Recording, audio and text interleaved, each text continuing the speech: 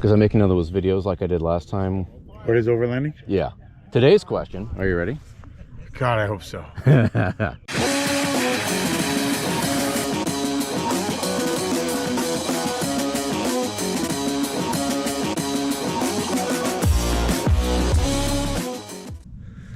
Hello friends. Today we're talking about what is the correct vehicle for you to go overlanding in. Not the best vehicle for everybody, because then you're just going to get a whole bunch of Toyota people arguing with Jeep people. But what is the best vehicle for you? What do you need to consider when buying a vehicle? The main thing to remember is, do you want to do van life or do you want to overland? Because van life, you can pretty much use anything. Overlanding, well, a friend of mine pointed this out, is that overlanding is to car camping as walking is to hiking. Really the main question that you need to answer is, how far do you want to go?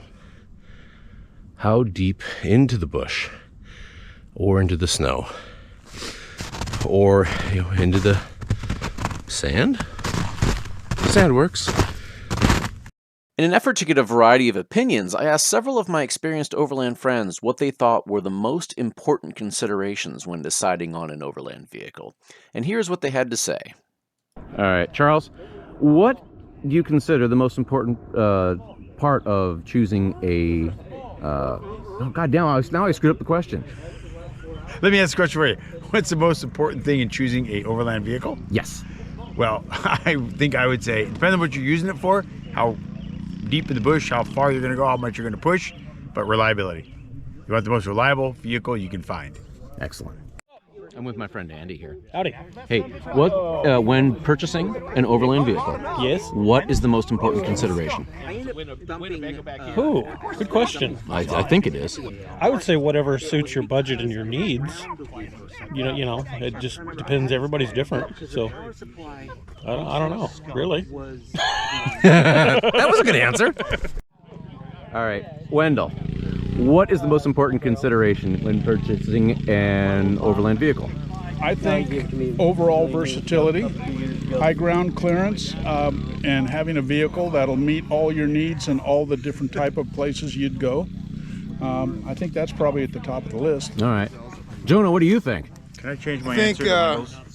I think you need some ditch lights on your Toyota, and you're fine.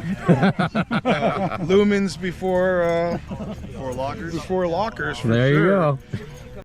Well, you didn't ask me the question. Hey, Drew.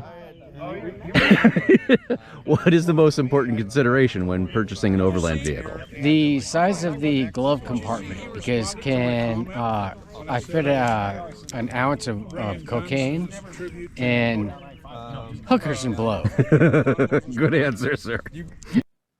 Okay, so in the end, I'm not sure how helpful those guys were. So I'm going to give you my own list, and it's probably not going to start where you expect. My number one consideration is, where will you sleep? If you want to sleep in the cabin and there isn't enough room for you and your stuff, that's going to be a problem. Want to go with a rooftop tent? Better make sure your vehicle is long enough for the tent you have in mind. You may be asking why I put this consideration at number one. A large part of overlanding is sleeping. If you've got nowhere to sleep, you're just driving in the woods. My number two consideration, and admittedly this is a very close number two, reliability. Is this vehicle going to get you home? But also, if something breaks, will you be able to limp it back to the road and get help? Can you fix the vehicle if it does break? Can you even get spare parts? Is there a history of your vehicle choice setting fire? These are important things to consider. For number three, I selected off-pavement capability, and not just capability, but potential capability. All-wheel drive is better than two-wheel drive, four-wheel drive is better than all-wheel drive, but a good AT tire is more important than all of that. Lockers are nice to have, but in overlanding I find they're not often needed. You might be better off considering if the vehicle has space for a winch, although I find I rarely use one of those either. If you go out with other people, someone else will usually have one. What kind of clearance does the vehicle have? Now I suggest 7 inches from the ground to the pumpkins at least. 9 is better, but over that is more for off-road dedicated machines in most cases. also consider the length and width of the rig. If you take a full-size truck into the mountains, often the roads are too narrow and will scratch the heck out of it.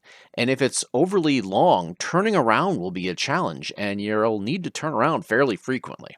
Number 4 is storage capacity. And I don't just mean how much stuff you can cram inside and on top of the vehicle, but also how much can the suspension take.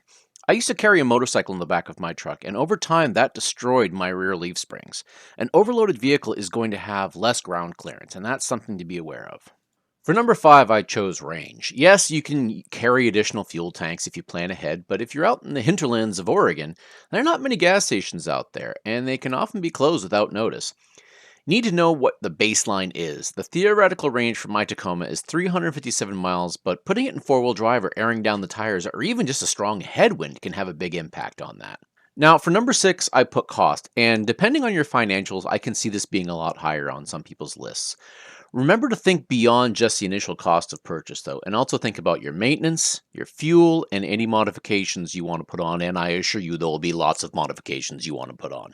Number 7 is community. Now, this might not be one that you would think about, but it is important for several reasons. Let's say you buy a rig that has no community.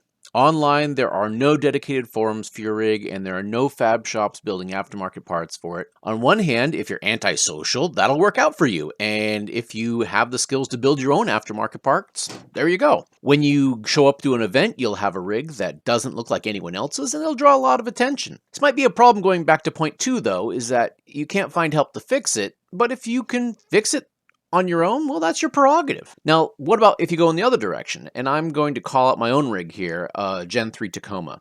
Now, there are a lot of Tacoma forums, and a lot of people make parts for them, which is great. Some of those groups are full of toxic jerks, though, and I got lucky to fall in a good group, but they've mostly moved on to other rigs now, and the toxic jerks are still there, because that was the biggest group. There are other problems for the Tacoma because they're so popular. The overland community is just a small part of the Tacoma sphere. People are using them for everything, and every kind of person is using them. This means that not everyone is going to be in love with the vehicle. It's just a daily driver or a work truck. Nobody's excited about it. There is a sweet spot, though, and I feel like FJ Cruisers and maybe the new Broncos fit into this area. It's a small enough group that people who buy them are doing so because they love these vehicles, and they will wave at every other one on the road, and you pull over and they'll want to talk to you. Jeeps used to be this way, but I don't think so much anymore, and now it's all about ducks. In either case, it's a good idea to look into the community before choosing your vehicle, just to get an idea what they're all about.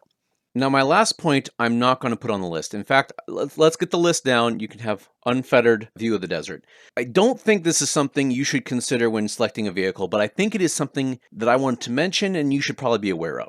There is a segment of people in this hobby who are very much into gatekeeping, and they judge people for buying the wrong, and I'm using air quotes here, the wrong vehicle. Those people are not worth worrying about. I have seen RAV4s and CRVs and various Subaru owners get a lot of grief because their rigs are not off-road enough or whatever that is. That's crap.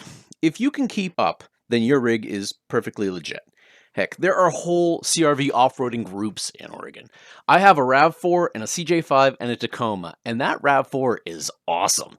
It checks all the boxes for me. It could use some better tires and a lift to keep up with my Tacoma, but it can go 99 of the places I go as it sits. So don't let people get you down for your choice of vehicle. If they do, come tell me. I'll set them straight. Okay, so last thing, I'm going to level with you. The order of these considerations, totally unimportant. You should consider all of them and use your own experience to gauge the importance of each. You may find you need to add more considerations based on your situation, or even remove them. That's fine. I hope this has given you a baseline, though, to get you on your way to the right rig for the job that you want to use it for. Thanks for watching, and remember, you will never stop on the way back. Goodbye, friends!